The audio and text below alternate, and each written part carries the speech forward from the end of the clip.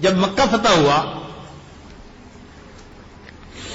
تو ابو جہل کے بیٹے جن کا نام تھا اکرمہ، ان کو بہت ڈر تھا کہ میرے والد نے جو کیا اب اس کا خمیازہ مجھے بھگتنا پڑے گا، تو یہ فتح مکہ کے دن وہاں سے بھاگ گئے۔ ان کی بیوی ام حکیم رضی اللہ تعالی عنہا نبی علیہ السلام کی خدمت میں حاضر ہوئی، کلمہ پڑھا، کلمہ پڑھنے کے بعد کہنے لگی جی کہ آپ میرے خامد کو بھی معاف فرما دیجیے۔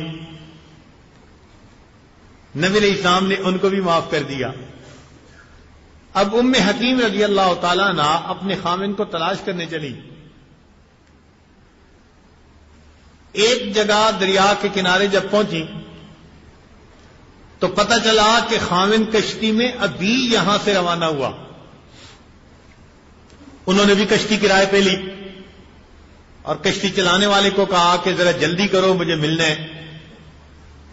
دریا میں کشتی کے سامنے کشتی لائی گئی تو انہوں نے اپنے خامد سے کہا کہ آپ کہاں جا رہے ہیں؟ اس نے کہا میری جان کا خطرہ۔ کہنے لگی کہ میں تمہاری جان کی امان لے کر آئی ہوں، چلو واپس اپنے گھر چلتے ہیں، وہیں زندگی گزاریں۔ چنانچہ اکرمہ رضی اللہ تعالیٰ عنہ واپس آ گئے، نبی علیہ السلام کے سامنے حاضر ہوئے۔ ابھی دور تھے، ایک صحابی کی نظر پڑی تو صحابی دوڑ کر نبی علیہ السلام کی خدمت میں حاضر ہوئے کہ آپ کو بتائیں کہ ابو جہل کا بیٹا آیا، اتنا بڑا دشمن۔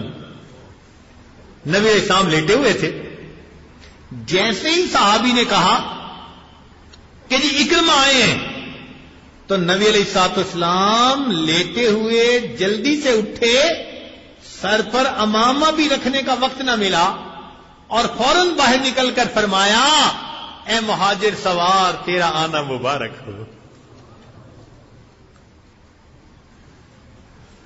یہ ابو جہل وہی تھا جس نے نبی علیہ الصلوۃ والسلام کو شہید کرنے کی پلاننگ بنائی تھی۔